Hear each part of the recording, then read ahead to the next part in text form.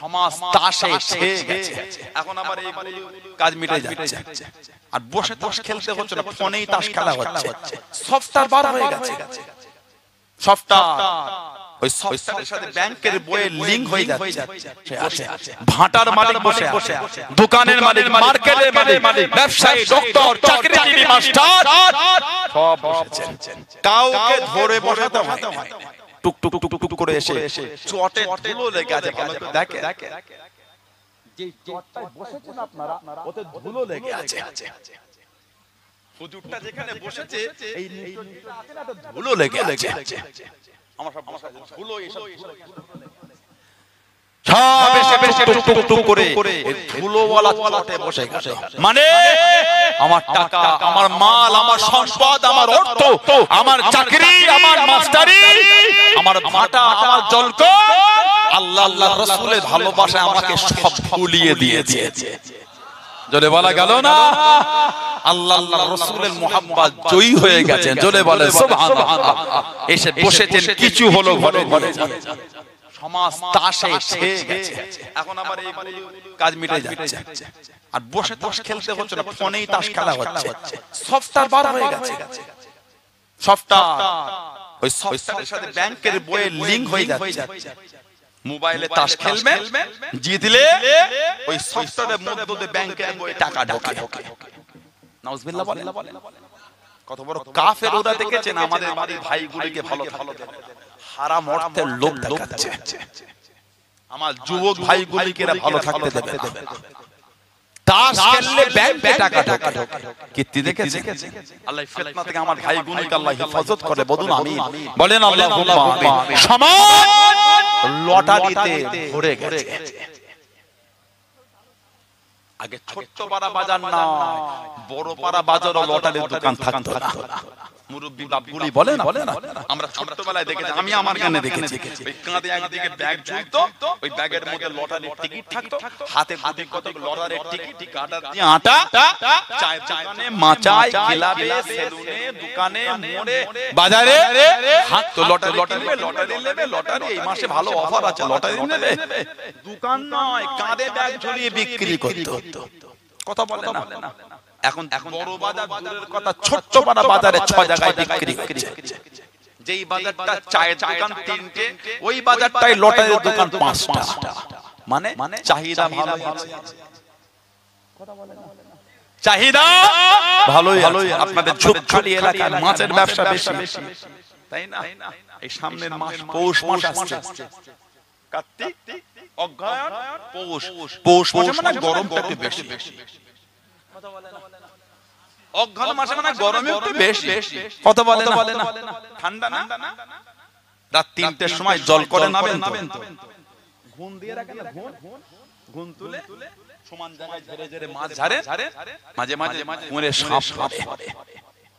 জল ডোরা নয়, কানা মেটিলি নয়, জাত সাপ পড়ে। একবার চুমু খেলে না, ঘুরে দাঁড়াতে হবে না। আল্লাহ সকলকে হেফাজত করে, বলুন আমিন। বলেন আল্লাহুম্মা আমিন। মোবাইলে অ্যালার্ম দিয়ে দিনে রাত 2:30টার সময় কানের ফোনটা রেখে দিনে তবে জল করে যাবেন, মাছটা ঝেড়ে সেই আপনি যাবেন, কোথা সর বেড়ে যাবে, মালঞ্চ যাবেন, ঘুষি কাটায় যাবে, মাছ 2:30টার সময় বাজে। 3 বছরের ছেলেটা বাপের বুকে জড়িয়ে শুয়েছিল। যে অ্যালার্ম হলো, বাপ ওই 3 বছরের ছেলেটাকে নিয়ে থেকে সরিয়ে উঠে চলে গেল জল করে। জ্যাকেট পরে নাবেন আপনারা, শাল জড়িয়ে নাবেন, মোজা পরে নাবেন, একটা গামছা জড়িয়ে নাবেন, শরীরে গেঞ্জি, কাঁপছে, থরথর করে কাঁপে। নেবে মাছগুলোকে জোগাড় করে, একা ইঞ্জিল ভ্যান করে না, 3 কিলো মাছ ইঞ্জিল ভ্যানে ভাড়া দিতে চলে যাবে। 4 জন মিলে ইঞ্জিল ভ্যান ভাড়া করে ওই অল্প অল্প মাছ বিক্রি করতে গেছে। ভাড়াটা 4 জনের গায়ে ভাগ করে পড়লে একটু কম টাকা যাবে, ঠিক না? চলে গেলেন বিক্রি করতে।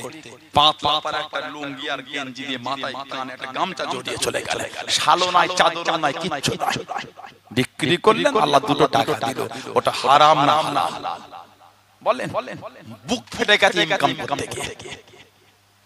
ওই টাকাটা ইনকাম করতে গিয়ে আপনার বুক ফেটে গেছে। 3 দিন ঘুম দিয়েছেন, মাছ পড়ে। 3 দিন ঘুম ভুলে ছেড়েছে, মাছ পড়ে নাই। 4 দিনের দিনে মাছ উঠেছে, তাও আবার 3 কিলো বাগদা। তার আগে 3টে দিন ফাঁকা ঘুম উঠেছে। মাঝে মাঝে হয় না? আল্লাহ দুটো টাকা দিলেন, হালাল টাকা, হালাল। ওই টাকাটা পকেটে করে নিয়ে বিকালে বাজারে গিয়ে লটারি কাটলেন, পারলেন। আল্লাহ ভালোবেসে দুটো টাকা দিলেন, হালাল ইনকাম, হারাম হারাম। ওই টাকাটা ইনকাম করতে গিয়ে বুকটা ফেটে গেছে। ঠিক না ভুল? হাত জোর করে বলি, ভালো ভালো আল্লাহকে ভয় করে। আল্লাহ পাক কোরআন শরীফে বলেছেন, আত্তাকুল্লাহ, তোরা আমি আল্লাহ আমাকে ভয় কর। নাজাতের কোনো গল্প না। 16 আনা ঝোপকালি 16 আনা কবরস্থানে গিয়ে দেখেন কিছু কিছু মুরব্বিদের কবরের বাঁশগুলি সব ভেঙে ভেঙে ঢুকে গেছে। যান গিয়ে দেখে আসে, কিছু কিছু মুরব্বিদের কবরে দেখবেন বাঁশ ভেঙে ঢুকে গেছে। পানি হলে না ওই কবরের মধ্যে পানি জমে। ঠিক না ভুল বলছি? একদিন কিন্তু আমরা ওনাদের কাছে গিয়ে শুবো, একদিন আমাদেরও কবরের বাঁশগুলি ভেঙে ভেঙে ঢুকবে। পানি হলে একদিন আমাদের কবরও পানি জমবে। ভয় হয় না?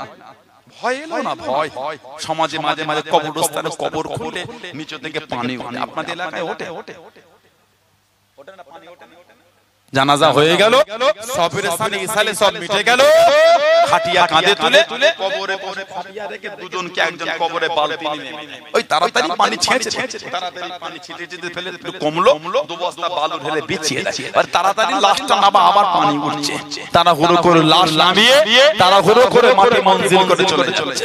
কোনদিন ভেবে দেখেছেন এবার যে পানিটা চুঁয়ে চুঁয়ে উঠছে ওটা ছিটবে কে?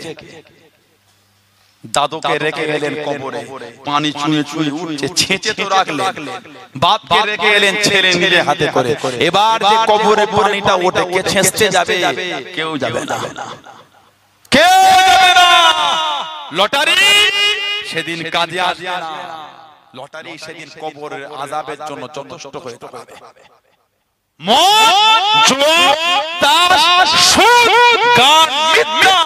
সেদিন কবরের আযাবের কারণ হয়ে দাঁড়াবে। হাত জোর করে বলি, ফিরে আসেন, নাজাতের কোনো গল্প নয়, খালি দমটা ফোরানোর অপেক্ষা, কোনো খবর হবে না।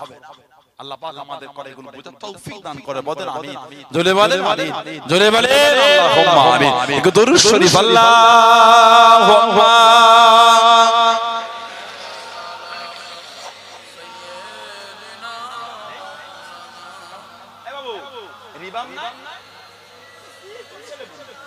তো